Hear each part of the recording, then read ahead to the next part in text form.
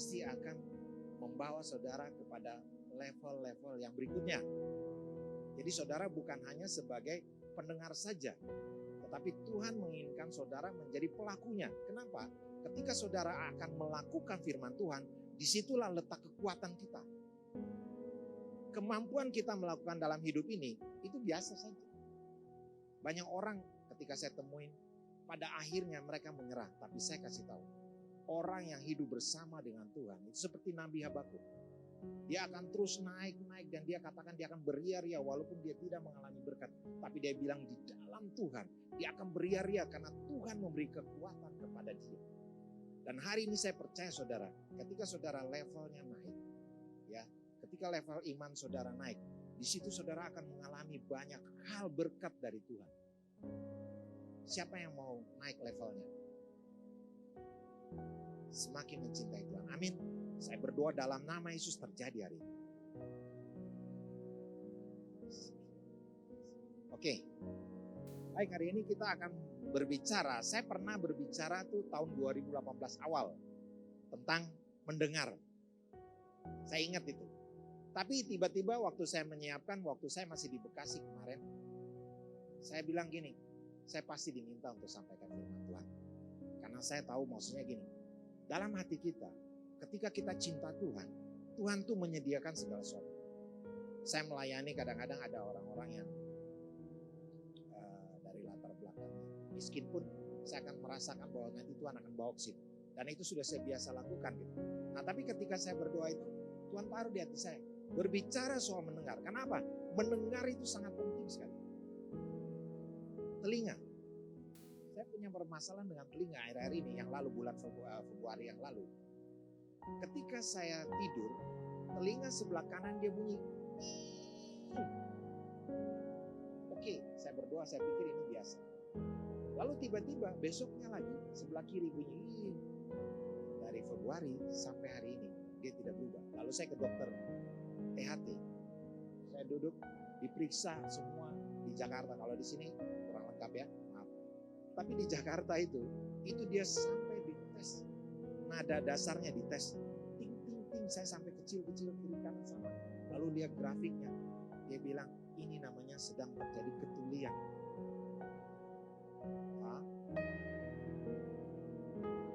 Tuli. Jadi kalau orang berbicara perlahan, saya nggak dengar. Tapi saya bilang gini, tidak ada masalah. Kenapa? Dalam Yesus itu Tuhan akan menolong kita untuk mendengarkan apa yang orang bicara. Saya tidak ada panik. Dulu ketika dokter bilang ada tumor di belakang otak saya, tumor. Dokter sudah angkat tangan, dia tidak berani operasi. Dia sih kirim saya ke Jakarta. Begitu di rumah sakit dia bilang, Pak, ini resikonya mati. Resikonya lumpuh. Resikonya buta. Resikonya ini. Lalu saya diam aja. Dia pikir kan ada orang kalau dikasih tahu itu panik ya. Tapi saya cuma senyum-senyum. Oh. Dokter kan bingung ketika ditanya. Begitu saya bilang, oh begitu ya dok. Oke, terima kasih informasinya. Saya tidak panik. Kenapa? Yang menyertai saya, Tuhan yang menciptakan langit dan bumi. Dan Tuhan yang sama menyertai saya, pasti menyertai saudara yang di atas di bawah. Dan saudara, ketika saudara setia dengan Tuhan, saudara akan mengalami yang namanya kuasa supranatural Tuhan itu akan mengalir. Tanpa didoakan pun terjadi. Kenapa? Saudara harus naik level dong. Jadi kalau tiap hari di sini saudara tidak ada perubahan, saudara harus membawa Tuhan, saya harus naik level ke level yang Tuhan inginkan. Supaya apa? Ketika saya mengenal Tuhan, maka saya akan tahu siapa Tuhan itu. Contoh, Ayub. Dia bilang orang yang saleh. Tapi dalam segala perjalanannya dia tidak kenal Tuhan itu siapa. Tapi dia hanya melakukan kewajiban dia sebagai seorang yang saleh terhadap Tuhan. Ada dia melakukan kalau anak-anaknya habis pesta, dia lalu mulai melakukan namanya persembahan kepada Tuhan. Dia cuma berdoa. Kalau anak-anaknya berbuat dosa, dia minta ampun sama Tuhan. Mewakili anak-anaknya. Tapi Tuhan izinkan dia harus kehilangan anak dan hartanya itu semua habis. Tapi apa? Pasal 42 dibilang, Ayub bilang, bukan dari orang saja aku kenal engkau, Jadi ketika dia mengalami penderitaan, justru di situ Paulus bilang, kalau kamu mengalami penderitaan, justru di situ letak kekuatan. Artinya Tuhan mau menunjukkan ada kuasanya di situ. Ayub alami, beberapa hamba Tuhan di dalam kitab suci itu mengalami, termasuk beberapa hamba Tuhan yang terjadi alami, dan kita akan mengalaminya itu. Hari ini saya mau kasih tahu buat saudara, yang utama hari ini adalah belajar apa? Mendengar. Oke, kita akan masuk ke pelajaran yang pertama. Saya akan bacakan. Mengapa mendengar itu sangat penting? Dalam situs Wikipedia, menurut Roland Barthes, mendengarkan dapat dipahami dalam 3 tingkatan, yaitu mengingatkan, mengartikan, dan memahami bagaimana suara dihasilkan dan bagaimana suara mempengaruhi pendengar. Jadi artinya, kalau kita mendengar itu, berarti satu. Nah itu, sudah ya. Berarti apa? Mengingatkan kita. Itu yang pertama. Begitu jadi pendengar, kita harus ingat apa yang dibicarakan tadi. Tadi saya mau coba di sini tes, tapi enggak usah. Tapi saya kasih tahu sama saudara. Yang kedua, apa yang kita dengar itu harus kita mengerti. Diartikan apa. Yang ketiga, kita harus paham apa yang kita dengar itu. Kalau 3 hal ini tidak, maka semua yang kita dengar itu akan hilang. Termasuk dengar firman Tuhan. Kalau saudara dengar hari ini tidak diingat, tidak diartikan, makanya waktu hari Kamis kemarin, beta suka juga dengan yang kuis itu, hafal ayat, begitu ya. Kan disuruh sepatah kata hafal itu ayat, hafal itu penting. Nah, kalau kita tidak ingat itu ada konsekuensinya nanti akan terjadi. Nanti di sini ada. Oke, kita lanjut ya. Berarti pertama saudara bilang apa? Mengingatkan. 1, 2, 3. Kedua, mengartikan. Yang ketiga, memahami. Ingat baik-baik ya. Ini akan terus ke depan. Kita akan belajar tentang mendengar. Nah ini kita masuk dulu. Dalam hal kepada siapa kita harus mendengar. Oke, lanjut.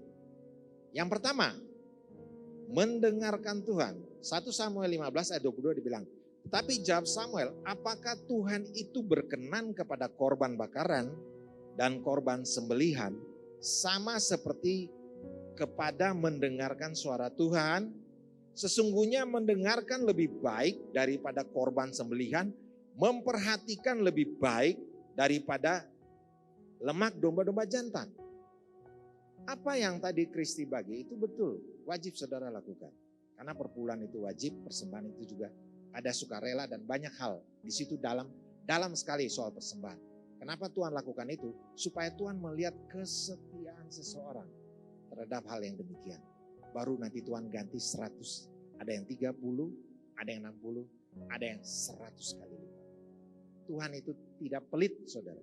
Makanya jangan pernah jadi orang yang sakakar. Nah itu bahasa Ambonnya ya. Sakakar. Nah jadi gini. Tapi Tuhan bukan itu yang Tuhan inginkan sebenarnya. Kalau kita kasih persembahan 15 juta hari ini atau 100 juta hari ini. Tapi kalau kita pendengarannya tidak mendengarkan suara Tuhan. Tuhan tidak suka. Tuhan anggap itu bau-bau basi. Betul. Tapi yang Tuhan suka adalah saudara dan saya mendengar dia. Ini yang pertama. Tapi nanti kita bahas ini, saya tidak bahas lanjut. Tapi ini nanti akan kita bahas. Nah, mendengar yang kedua. Mendengarkan orang tua judulnya. Efesus 6 ayat 2 dan 3. Hormatilah ayah dan ibumu. Ini adalah suatu perintah yang penting. Ingat loh. Ini adalah suatu perintah yang penting. Seperti yang nyata dari janji ini. Supaya kamu berbahagia dan panjang umurmu di mana? Di bumi. Jangan suka melawan dengan orang tua. Saudara, ketika kita punya orang tua, orang lain punya orang tua, kita rasa lebih baik dari orang tua kita. Jangan pernah mengeluh. Saya pernah berkata dulu kan bahwa kita ini lahir adalah ajaib dan dahsyat. Jadi lewat orang tua siapapun kita punya orang tua, tetap saja orang tua karena disitulah kita ada di bumi ini. Harus kita hormati. Supaya apa? Panjang umurmu dan bahagia. Jadi kalau yang melawang-melawang hati-hati, pasti dia tidak akan bahagia. Dan saya sudah lihat ponakan saya. agak sedikit melawan orang tua, akhirnya kebahagiaan itu terganggu. Ini Alkitab yang bilang, jadi mendengar orang tua itu penting. Kan nanti ada pertanyaan, nah kalau orang tua jahat sama kita, saya bilang itu urusan orang tua. Kalau dia jahat sama kita, dia pukul-pukul kita. Saudara, saya kasih tahu sama saudara. Artinya, bukan itu intinya. Yang intinya adalah pasti orang tua itu tidak akan pernah mencelakakan kita. Percaya itu? Apakah ada orang tua kita yang akan mencelakakan kita? Tidak ada. Tapi kalau mereka gagal dalam hidupnya, saudara jangan ikutin. Karena itu hal yang menurut saya, itu yang terjadi dengan mereka. Tapi kita melihat yang baiknya dari mereka. Saya sama ibu saya, kami berdua dekat. Ya walaupun sudah lumpuh, umurnya 82, sudah mau 83, tidak bisa jalan dulu juga ke gereja sini. Sudah bisa tidak, dia hanya bisa diangkat dulu di kursi roda, ngomong seperlunya. Tapi kami berdua itu, saya kalau datang dia sangat berbahagia. Kenapa? Dia wajahnya cerah. Lalu saya datang duduk, ngobrol gitu, santai. Terus, walaupun kadang-kadang dia nggak ingat lagi nama saya. Kalau saya bilang, kadang dia bilang, oh begini, saya cuma ketawa. Puji Tuhan. Tapi saya tetap menghormati dan saya menghargai. Karena ada beliau, saya ada di bumi. Makanya kita hormatilah orang tua kita yang ada saat ini. Amin. Nah ini penting. Kenapa? Coba buka Amsal 3 ayat 1 dan 2. Saya tidak ada di sini, barusan ditaruh. Bisa tolong buka Amsal 3 ayat 1 dan 2. Mari kita baca sama-sama. 1, 2, 3. Hai anakku, sama-sama ya. 1, 2, 3. Hai anakku, janganlah engkau melupakan ajaranku. Dan biarlah hatimu memelihara perintahku. Ayat 2. Karena panjang umur dan lanjut usia serta sejahtera akan ditambahkannya kepadamu. Ini berbicara tentang orang tua kita. Betapa Tuhan memilih orang tua yang ada sekarang itu adalah yang tepat. Kalau dia belum bertobat, saudara berdoa supaya dia bertobat. Itu tugas saudara yang sudah bertobat. Ketika saya bertobat, saya berdoa untuk ayah saya bertobat. Akhirnya saya beli rumah buat dia supaya dia tinggal. Ya karena saya sudah tinggal. Saya beli supaya dia tinggal. Kenapa? Karena saya tahu dia ayah saya. Walaupun ayah saya mungkin menyakiti ibu saya, tapi saya tahu dia tetap ayah saya. Saya mengasihi dia. Walaupun dia tidak pernah biaya saya sekolah, saya tidak peduli. Saya bilang, Tuhan saya mengasihi dia. Karena dia warga kerajaan sorga. Akhirnya ketika dia sudah usia lanjut, umur 82, tinggal di rumah saya punya rumah di Bekasi. Dia tinggal di situ, lalu saya bilang ini, dia harus menikmati kehidupan akhirnya bahagia. Lalu saya buat dia bahagia. Kenapa? Itu karena kita adalah anak-anak Tuhan. Kalau engkau taat sama orang tuamu, maka sejahtera dan bahagiamu akan ada di bumi ini. Engkau akan jadi orang yang bahagia. Swear. Bahasa apa tuh swear? Oke, kita lanjut. Yang ketiga adalah mendengarkan pimpinan rohani. Kita baca Ibrani 13 ayat 7 dulu ya, yang di bawah jangan dilihat. Ingatlah akan pemimpin-pemimpin kamu yang telah menyampaikan firman Allah kepadamu. Perhatikanlah akhir hidup mereka dan contoh iman mereka. Saya berpikir bahwa ada yang paling bagus yang kita contohi adalah Bapak John Subaida. Itu sahabat karib saya luar biasa. Saudara tahu, waktu saya sakit di Makassar itu, beliau tiba-tiba datang. Oh itu ya, yang dokter mana dokter? Nah, saya kasih tahu, beliau datang. Saya merasa, waduh, semangat hidup saya naik. Ternyata ketika datang hamba Tuhan, saudara harus tanggapi serius positif. Ketika datang itu, kebahagiaan saya tiba-tiba berubah. Lalu beliau doakan saya. Nah, waktu saya tanya, waktu ada tumor, saya kasih tahu beliau, Bapak John, ini ada tumor di otak saya. Didoakan atau operasi? Lalu Bapak John telepon, saya doa dulu ya, oke. Lalu begitu sehari kemudian beliau bilang operasi. Saya lakukan sesuai apa yang dibilang bilang sama pemimpin rohani. Lalu operasi, padahal bisa didoakan saja. Tapi saya kasih tahu, karena beliau berdua menginginkan supaya saya sembuh, makanya saya sembuh hari ini. Itu artinya teladan rohani yang harus kita patut contohi. Sehingga akhirnya ketika saya operasi, dipilihlah dokter yang terbaik di Jakarta itu. Terbaik, tiap hari dioperasi. Hanya bisa angkat di batang otak. Karena orang dokter-dokter yang hebat di Makassar tidak berani juga. Karena dia bilang resikonya bisa buta. Tapi dia kasih tahu ke saya, resiko ini. Saya bilang terserah dokter saja. Karena Tuhan sudah pilih dokter yang lebih tahu daripada saya. Apa yang terjadi bukan urusan dokter. Urusan Tuhan. Jadi akhirnya dioperasi.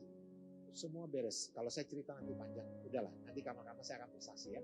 Tapi saya kasih tahu, begitu selesai, saya betapa bahagia sekali karena pemimpin rohani berdoa buat saya.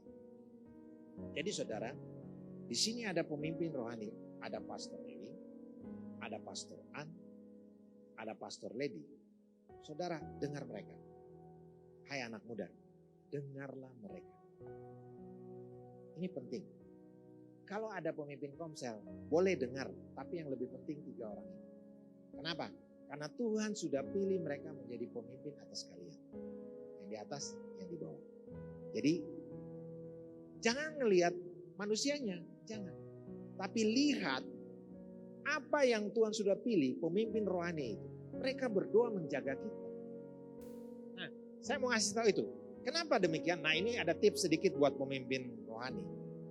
1 Petrus 5 ayat 2. Gembalakanlah kawanan domba Allah yang ada padamu, jangan dengan paksa, tetapi dengan sukarela sesuai dengan kehendak Allah, dan jangan karena kamu mau mencari keuntungan, tetapi dengan pengabdian diri. Saya percaya tidak ada di atas mereka bertiga ini. Saya percaya itu. Nah, janganlah kamu berbuat seolah-olah kamu mau memerintah atas mereka yang dipercayakan kepadamu, tetapi hendaklah kamu menjadi teladan bagi kawanan domba itu. Jadi kita orang-orang termasuk saya, Pastor An, Pastor Lady, Pastor Emi, termasuk pemimpin komsel, kita wajib menjadi contoh buat orang yang ada di sekitar kita. Kenapa? Karena itu adalah surat Kristus yang terbuka, cermin. Jadi kalau saudara pemimpin rohani salah langkah, maka semua orang akan salah juga. Itu terjadi, penyesatan itu terjadi karena pemimpin rohaninya tidak sungguh-sungguh. Dan saudara juga suatu saat, maka saya bilang kenapa level rohani harus naik. Karena suatu saat saudara akan jadi pemimpin rohani juga. Betul tidak Pastor Edi? Betul Pastor Edi? Persoalan bahwa orang-orang di sini juga akan menjadi mungkin diutus ke daerah-daerah Seram sana menjadi gembala di apa, kita tidak tahu. Ya kan? Karena orang lebih senang jadi dokter, orang lebih senang jadi pengusaha, orang senang lagi nih. Tapi orang susah kalau dibilang. Makanya Yesus bilang apa? Tuayan itu banyak, tapi apa pekerja sedikit. Karena orang lebih mementingkan diri daripada melayani Tuhan. Sebenarnya kalau kita kerja, saya kerja di kantor, 32 tahun saya bekerja. Tapi dalam hidup saya, 32 itu, 32 tahun, 28 tahun saya melayani Tuhan. Sambil bekerja. Bisa. Jadi saudara orang kaya pun bisa melayani kayak Pastor An, Pastor Lady, sama Pastor Edi. Saudara cuma salah berpikir. Makanya saya mau luruskan hari ini.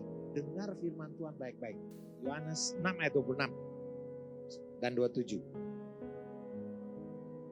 Ini saudara, sebelum saya lanjut, saya pengen saudara harus lakukan ini. Kalau enggak, kehadiran saudara datang pada Tuhan hanya cari berkat, Tuhan tidak suka. Baca sama-sama ini. Yohanes 6 ayat 26. 1, 2, 3. Yesus menjawab mereka. Aku berkata kepadamu, sesungguhnya kamu mencari aku bukan karena kamu telah melihat tanda-tanda, melainkan karena kamu telah makan roti itu dan kamu kenyang. Jadi sabar dulu, jangan dilanjut. Ayat 26 tadi bilang apa? Tuhan mengkritik 4.000 orang yang datang ke rumah, duduk, dia kasih makan roti yang 5 roti dan 2 ikan itu, ya. Dia cuma bilang ini, kamu datang hanya mencari aku karena roti itu, berkat itu. tapi bukan akunya. Tuhan protes, sebenarnya Tuhan protes di situ. Ingin saya sampaikan kepada saudara, kalau saudara cari Tuhan hanya untuk dapat makan itu, maka saya bilang hidup saudara tidak mendengar Tuhan dengan baik. Gagal dalam Tuhan. Nanti ada yang gagal. Di sini ada yang gagal, saya akan kasih tahu. Di Alkitab itu ada yang gagal. Ayat 27 bilang apa? Lanjut. 1, 2, 3. Bekerjalah bukan untuk makanan yang tidak dapat binasa, melainkan untuk makanan yang bertahan sampai kepada hidup yang kekal, yang akan diberikan anak manusia kepadamu, sebab dialah yang disahkan oleh Bapa Allah dengan meterainya. Jadi saudara, kalau saudara datang sama Tuhan, makanya saya bilang, level iman saudara harus bertambah. Amin. Saya mau tanya sekali lagi, siapa yang levelnya mau bertambah dalam Tuhan? Level iman. Berarti layanilah Tuhan. Saudara jangan takut. Jadi pelayan Tuhan itu malah lebih menarik dari saudara jadi pelayan bar.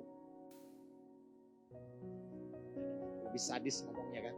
Daripada saudara jadi pelayan, lebih enak jadi hamba Tuhan sebenarnya. Walaupun tantangannya banyak.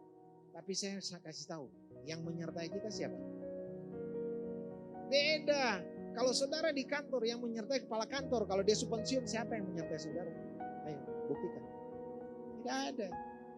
Saudara KKN dengan orang di dalam bisnis. Begitu saudara sukses karena orang lain. Tapi ketika orang itu tidak ada, siapa yang menyertai saudara? Tidak ada. Ya, saudara masuk kantor karena bekerja. Karena ada KTBLC, tahu saudara, ada surat rekomendasi. Lalu diterima. Begitu orang yang kasih rekomendasi pensiun, saudara langsung dibilang stop. Kenapa? Tuhan membuat kita jadi kepala, bukan sekedar kepala, tapi orang yang berkualitas. Saya kan sudah cerita tentang masa depan itu bukan ditentukan oleh orang lain, tapi oleh diri kita. Nah ini, tapi saya mau masuk ke sini saudara, orang-orang yang sukses pun wajib melayani Tuhan. Karena itu permintaan Tuhan Yesus. Oke, jadi sudah paham ya Yohanes 6 ayat 26-27 tadi. Jadi Tuhan protes kalau hanya orang datang cari berkat. Tapi kalau saudara datang di sini, saudara ingin mengasihi Tuhan lalu melayani Tuhan, Tuhan akan berkati. Melayani itu bukan khotbah saudara. Jangan pikir khotbah sudah melayani, belum. Melayani itu di luar sana. Ketika kita berhadapan dengan orang, ketika kita berhadapan dengan siapapun, baru kelihatan aslinya kita tuh kayak apa. Itulah contoh teladan dari setiap hamba-hamba. Melayani itu jangan berpikir pakai jas gagah berdiri depan lalu tangannya begini-begini. Salah. Melayani Tuhan tuh yang terkecil. Engkau sudah lakukan buat Tuhan. Engkau menolong orang, ya. Engkau memberkati orang dengan uangmu yang sedikit, tapi engkau bisa memberkati orang. Engkau sudah melayani. Mendengarkan adalah kepada yang di kantor. Mendengarkan pemimpin di kantor, kampus, atau sekolah. 1 Petrus 2 ayat 13-14. Tunduklah karena Allah kepada semua lembaga manusia, baik kepada raja sebagai pemegang kekuasaan yang tertinggi, maupun kepada wali-wali yang diutusnya untuk menghukum orang yang berbuat jahat dan menghormati orang-orang yang berbuat baik. Jadi saudara, kepala di kantor, hormatilah dia. Karena ini firman Tuhan yang bilang. Kalau dia mengajak saudara untuk korupsi, jangan. Saudara bisa meminta hikmat Tuhan untuk menjawabnya. Jangan bilang, kata firman Tuhan celaka. Langsung saudara diturunkan pangkatnya. Santai aja. Kita tidak usah berbicara firman Tuhan di tempat kerja. Artinya maksudnya dalam waktu bekerja. Tapi waktu istirahat kita bisa menceritakan tentang kebenaran firman Tuhan. Jangan lagi bekerja tiba-tiba saudara berbicara. Jangan, karena di kantor itu kita kerja, harus bekerja. Karena perusahaan gaji kita. Tapi waktu istirahat bisa kita pakai untuk cerita tentang firman. Nah inilah, di kampus jangan suka melawan yang ini, jangan suka bolos. Di sekolah ya, dengar-dengaranlah sama guru. Karena mereka pasti tahu mendidik kita yang terbaik. Oke, saya lanjut. Lanjutnya, ada orang-orang yang gagal dalam mendengar. Lanjut, agak dicepat. Oke. Jadi gini, saya cerita. Hawa salah dalam memahami firman Tuhan. Kejadian 2 ayat 16. Lalu Tuhan Allah memberi perintah ini kepada manusia. Semua pohon dalam taman ini boleh kau makan. Buahnya dengan bebas. Kau makan buahnya dengan bebas. Tetapi pohon pengetahuan tentang yang baik dan yang jahat itu, janganlah kamu memakannya buahnya. Sebab pada hari engkau memakannya, pastilah engkau mati. Nah, dengar baik-baik. Di sini ada 3 hal yang kita akan diskusikan. Pertama, mengingatkan. Tadi menurut Wikipedia Robert itu, bahwa mendengar itu adalah mengingatkan. Jadi di sini Hawa diingatkan jangan makan buah. Ingat ya, itu mengingatkan. Lalu Hawa mengartikan itu sebagai larangan. Yang ketiga, kalau dia memakannya pasti akan mati. Itu kata Tuhan. Sorry, ini bukan Hawa. Ini kata firman Tuhan. Jadi pertama adalah jangan makan buah. Mengartikannya ada larangan. Yang ketiga memahami pasti akan mati. Nah, kita lihat apa yang dilakukan manusia, yaitu Hawa. Lanjut kawan. Ya. Kejadian 3 ayat 2. Lalu sahut perempuan itu kepada ular. Saya potong aja ya, dari ayat 3 aja. Tetapi tentang buah pohon yang ada di tengah-tengah taman, Allah berfirman, jangan kamu makan ataupun raba buah itu, nanti kamu mati. Ada keganjilan di sini saudara? Kan kita sudah bahas dari dulu manusia jatuh dalam dosa karena keganjilan ini, kurang pendengaran. Tuhan bilang, jangan kamu makan buah ini, pasti kamu mati. Tetapi Hawa bikin apa? Jangan kamu makan ataupun raba. Berarti gagal paham bukan? Nah, kalau terhadap pendengaran kita terhadap firman Tuhan kita gagal paham, akan terjadi kayak begini. Ini gagal paham loh. Sehingga apa yang terjadi? Saya kasih tanda kuning itu, mengingatkan. Dia bilang jangan makan buah atau raba, warna merah artinya apa? Itu sangat merah, itu berbahaya. Lalu mengartikan larangan, betul sama seperti apa yang Tuhan memahami betul pasti akan mati. Tapi saudara, apa yang Hawa lakukan? Kalau Hawa langsung makan buah dan sama Adam makan buah, itu ceritanya lain. Artinya mereka melakukan pelanggaran langsung. Tapi Hawa mengartikan lain. Begitu dia raba buah itu, dia mati tidak? Dia tidak mati. Dia masih hidup. Lalu dalam hatinya, yang benar ular dong, bukan Tuhan. Betul atau tidak? Kan Tuhan bilang, jangan kamu makan buah ini mati. Tapi dia tambah kepada ular, jangan kamu makan dan raba buah ini, oh mati. Lalu dia mulai raba. Saya mati. Kalau sudah seng mati, lanjut apa? Berarti Tuhan bohong dong. Lalu dia makan. Ngebrot. Gigit satu. Adam datang. Dia bilang, suami, mesti makan juga. Kenapa? Saya apa-apa. Ya habis saya tahu cerita itu, tapi Adam ikut makan. Akhirnya apa? Dua-dua mati. Tapi mati bukan mati beneran ternyata. Mati secara rohani. Akibatnya manusia mati rohani atau terpisah dari Tuhan. Makanya dosa merajalela di muka bumi ini. Kita bersyukur karena kedatangan Yesus itu menolong kita untuk bebas daripada keterikatan dosa itu. Kita tepuk tangan buat Tuhan Yesus dong. Ini yang namanya gagal paham. Nah sekarang saya kasih contoh orang yang gagal paham.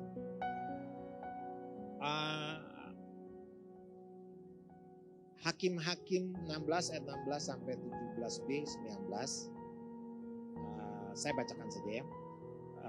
Lalu setelah perempuan itu berhari-hari merengek-rengek kepadanya dan terus mendesak-desak dia, jika kepalaku dicukur, lalu Samson menjawab, jika kepalaku dicukur, maka kekuatanku akan lenyap daripadaku dan aku akan menjadi lemah dan sama seperti orang-orang lain. Sudah dibujuknya Samson tidur di pangkuannya, Lalu dipanggilnya seorang dan disuruhnya mencukur ketujuh rambut jalinnya, sehingga mulailah Simson ditundukkan oleh perempuan itu, sebab kekuatannya telah lenyap dari. Ini adalah Simson gagal sebagai hakim karena tidak mendengar Tuhan dan mendengar orang tua. Kenapa? Waktu Tuhan Simson lahir karena bangsa Israel itu butuh orang untuk membela mereka. Ada hakim-hakim di situ. Salah satu saya cuma ambil Simson aja, contoh yang menarik. Simson ditunjuk jadi hakim-hakim dari lahir pun sudah kekuatannya itu sangat kuat. Dan saudara pasti sudah tahu ceritanya, anak sekolah minggu sudah tahu ya. Ceritanya seperti apa? Nah kita lanjut ya, ceritanya ketika dia dewasa, ibunya bilang, kamu jangan dekat dengan perempuan-perempuan yang bukan sebangsa dan sesuku dengan kita, artinya yang takut akan Tuhan. Tapi Samson awalnya dengar sama orang tuanya, baik-baik saja. Ketika umurnya mulai 17 tahun ke atas, 25 dan 30 tahun, mungkin 30 tahun dia sudah mulai merasa bahwa dia punya kekuatan sendiri. Dia anggap orang tua itu, dia mulai mengabaikan nasihat orang tua yang terima dari Tuhan. Makanya berbahagialah saudara yang punya orang tua yang takut akan Tuhan. Jadi kalau mereka belum takut akan Tuhan, saudara doakan supaya orang tuanya menjadi orang yang takut akan Tuhan. Supaya saudara akan terberkati. Nah, karena dia tidak mendengar itu, lalu dia mulai dirayu sama Delilah. Tiap hari pertama ada ceritanya panjang. Setiap dia lakukan dia bisa mengalahkan orang Filistin itu.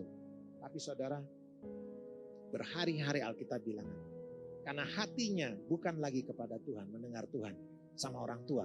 Hatinya mendengar kepada Delilah. Ada lagunya loh, Delilah itu ternyata ada lagunya dalam bahasa Inggris. Nah, karena dengar Delilah ini, si wanita yang sangat cantik di zaman itu. Dan sangat membuat Simson tergila-gila. Jadi lupa daratan. Dia sudah di atas awan-awan. Kenapa? Dia sudah injak tanah lagi. Kenapa? Karena pengaruh oleh pikiran. Sehingga akhirnya apa yang menjadi rahasia dia terbuka. Kenapa? Dibilang, lalu perempuan itu berhari-hari merengek-rengek kepadanya dan terus mendesak dia. Lalu ayat 17b Simson bilang, jika kepalaku dicukur. Pengakuan. Dan saudara tahu apa yang terjadi? Terjadilah. Sehingga akhirnya Simson harus minta Tuhan kasih dia kekuatan yang terakhir supaya dia menghancurkan yang bangsa.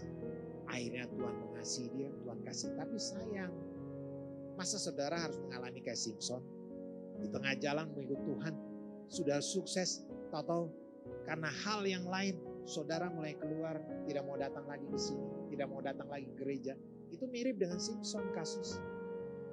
Sudah diberkati Tuhan, sudah mengalami kuasa Tuhan, sudah mulai kuasa kesembuhan, mengalami semua dan diberkati Tuhan.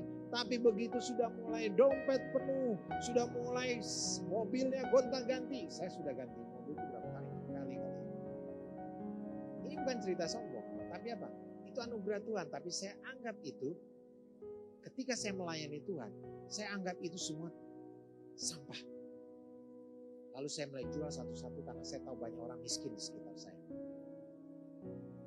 Dan itu dipakai untuk membantu orang sekolah, bantu memberi makan orang susah.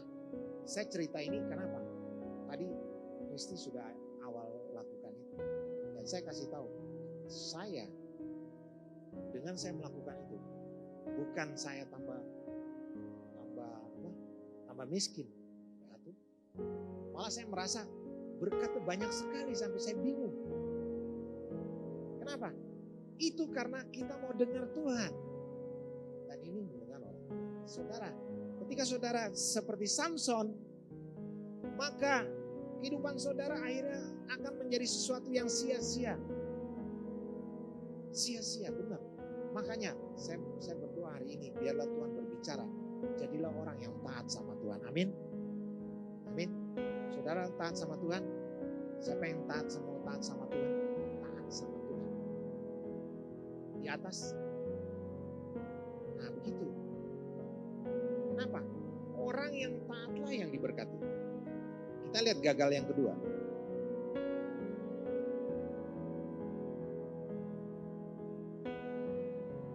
Gagal yang kedua 1 Samuel 15 ayat 22-26. Tetapi jawab Samuel, apakah Tuhan itu lebih berkenan kepada korban bakaran dan korban sembelihan sama seperti kepada mendengarkan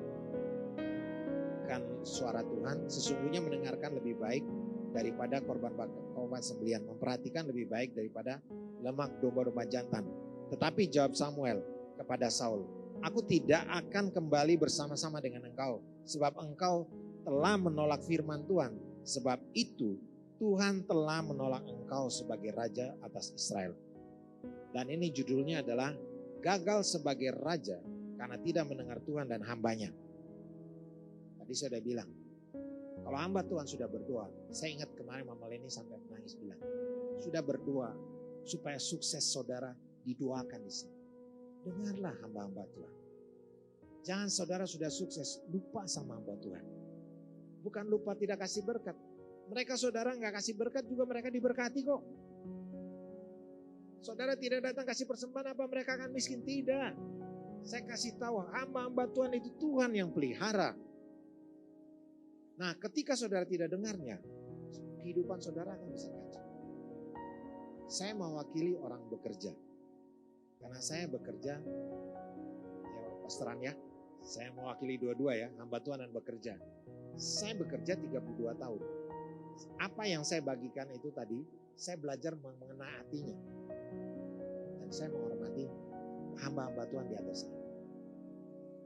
Dan Tuhan memberkati sampai akhir saya kerja. Tuhan berkati. Dan saya percaya hari ini kalau saudara dengar itu, Tuhan diberkati. Saya men-skip saja, kita lanjut. Nah ini, mendengarkan kepada Tuhan, ini adalah hal yang topik yang penting. Kita baca Yesaya 55 ayat 3. Nah, lanjut saja. Ya, Yesaya 55 ayat 3 kita baca ini sama-sama. 1, 2, 3. Sendengkanlah telingamu dan datanglah kepadaku, dengarkanlah dia, maka kamu akan hidup. Ada 3 hal yang harus kita pelajari di sini. Pertama, sendengkan telinga. Yang kedua, datang pada Tuhan dan dengar. Maka ketiga, kamu akan hidup. Hidup seperti apa sih ketika saudara mendengar firman Tuhan? Nah, yang pertama, lanjut. Yang pertama, sendengkan telinga. Saudara, kata sendeng artinya miringkan atau condongkan. Akan contoh begini. Lihat semuanya di atas sama bawah. Sendeng itu condongkan telinga. Berarti bagaimana?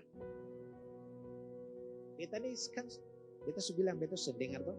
Jadi kalau orang bicara, beta harus begitu. Kalau mau dengar lebih tajam lagi, telinga begini. Nah, condong. Itu namanya sendeng. Mau dengar orang bicara di sebelah rumah, saudara taruh telinga di dinding tuh. Nah, dong apa? Tukang gosip tuh, cerita. Sendeng telinga tuh begitu. Kata taruh telinga, dengar. Berarti Tuhan ingin kita punya telinga, dengar. Sendeng. Telinga. Begitu ya? Oke, sepakat? Berarti ini adalah sendeng, mendengar, menyonongkan. Nah, untuk apa? Yaitu Roma 10 ayat 17. Kita baca sama-sama. 1, 2, 3. Jadi iman timbul dari pendengaran dan pendengaran oleh firman. Ulang lagi. 1, 2, 3. Jadi iman timbul dari pendengaran dan pendengaran oleh firman Kristus. Jadi telinga itu dipakai jangan buat gosip. Jangan. Telinga dipakai itu dengar siapa? Firman Tuhan. Kalau saudara mau hidup, kata Alkitab itu. Bukan kata saya. Kata Yesaya 55 ayat 3, kalau saudara mau sendeng telinga, berarti apa? Maka kamu akan hidup. Bukan hidup fisik saja loh, sebenarnya tidak. Hidup fisik itu yang tentukan Tuhan. Jadi hidup di sini tuh berkelanjutan hidup. Saudara jangan salah. Bukan berarti kalau saudara mendengar Tuhan langsung mati. Misalnya keluar di sini langsung mati, seng. Tapi secara kehidupan itu, hidup kita jadi terganggu karena kita tidak dengar Tuhan. Maksudnya begitu. Nah, kita lanjut. Untuk apa dengar firman Kristus? Nah, kemarin Mama Leni subagiakan.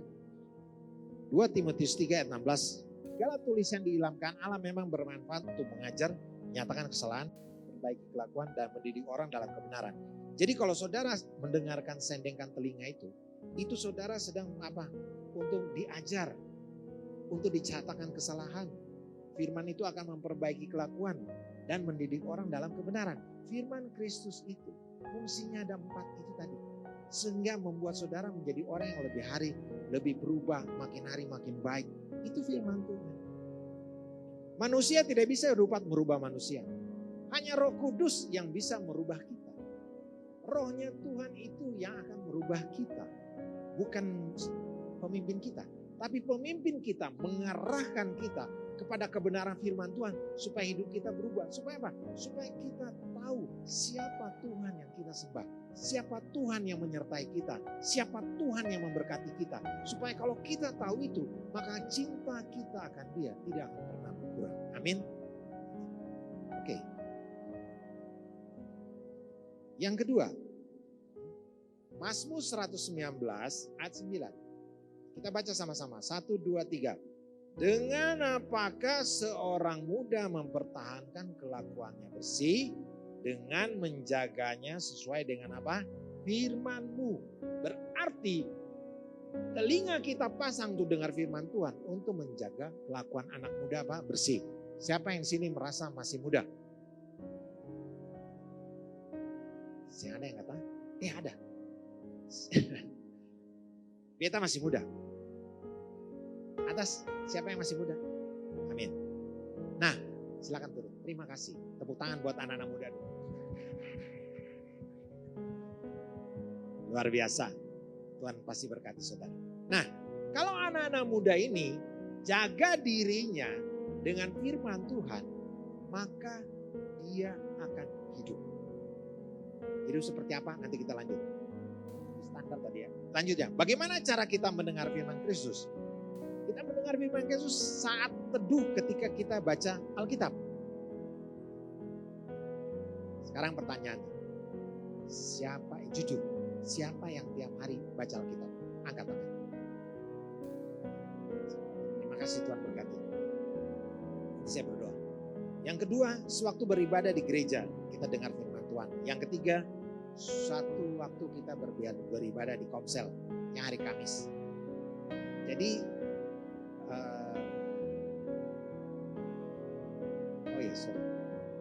Tuhan ingatkan saya supaya saudara paham kenapa saya bilang kita harus baca Alkitab.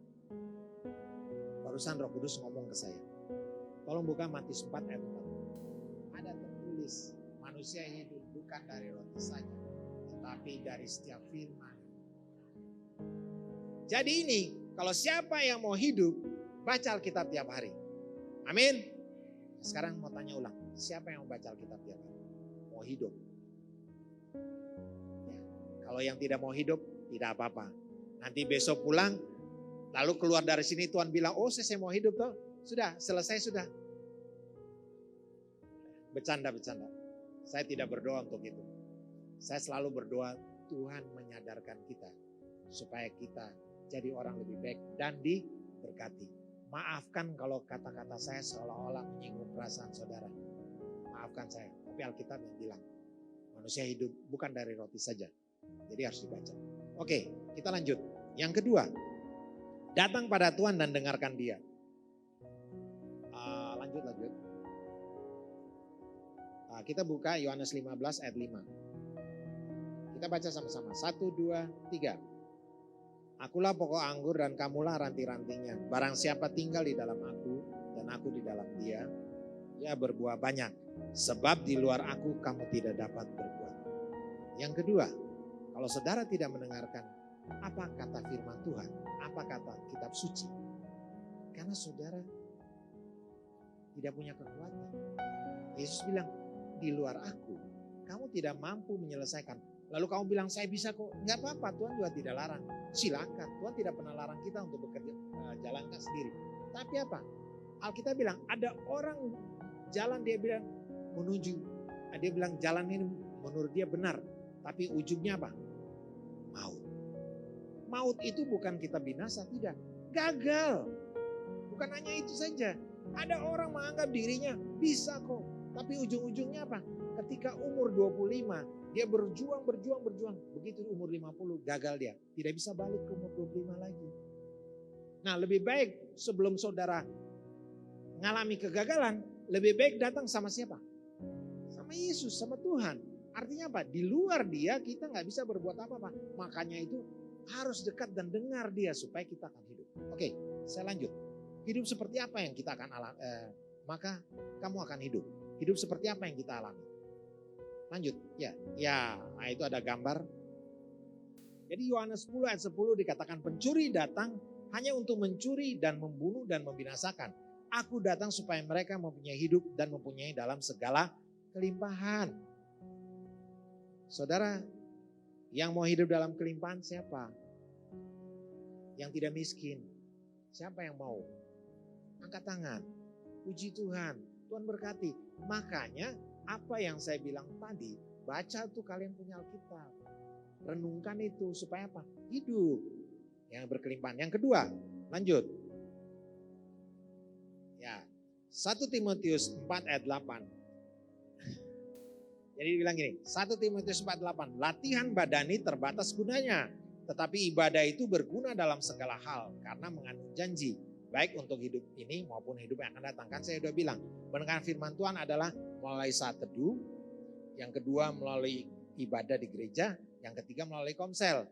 Berarti kalau saudara lakukan ibadah terus, itu mengandung janji, baik untuk hidup ini maupun hidup yang akan datang. Berarti kalau saudara rajin kayak gini, Tuhan pasti berkati, amin. Jadi saudara akan mengalami yang namanya hidup yang sekarang dan akan datang. Artinya ketika saudara rajin ibadah, janji Tuhan saudara akan memiliki hidup di bumi ini. Saya mau kasih tahu kenapa. Tolong buka Roma 8 ayat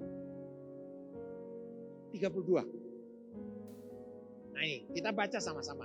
Atas bawah. 1, 2, 3. Sebab itu, apakah yang akan kita katakan tentang semuanya ini? Jika Allah di pihak kita, siapakah yang akan melawan kita?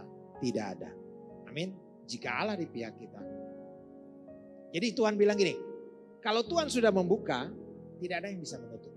Kalau Tuhan sudah menutup, tidak ada yang bisa membuka. Ini. Yang ayat 32 sekarang lanjut. Tadi baru 31. Ayat 32. 1, 2, 3. Ia yang tidak menyayangkan anak sendiri, tetapi yang menyerahkannya bagi kita semua. Bagaimanakah mungkin ia tidak mengaruniakan segala sesuatu kepada kita bersama-sama dengan dia, yaitu anaknya. Jadi artinya Tuhan Yesus saja dia kasih buat kita untuk menyelamatkan kita.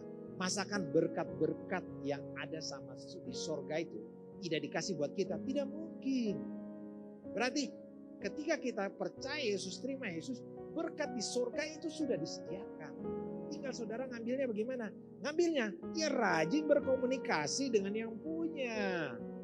Sering baca tuh kitab suci, datang beribadah, lalu melakukan apa yang diajarkan oleh pemimpin-pemimpin rohani. Maka saudara akan mengalami berkat sepanjang masa. Amin. Kita beri kemuliaan buat Yesus. Ini ayat penutup. Dia bagus pas sekali. Nah, lanjut ayat penutup. Nah, dia bilang gini. Mazmur 37 ayat 25. Dahulu aku muda, sekarang telah menjadi tua. Saya belum tua. Tetapi tidak pernah kulihat orang benar ditinggalkan atau anak cucunya minta-minta roti. Dan saya kasih tahu. Orang yang pasang telinganya untuk belajar mendengar kepada Tuhan, pada orang tua, kepada pemimpin rohaninya, mereka pasti anak cucunya tidak minta-minta roti.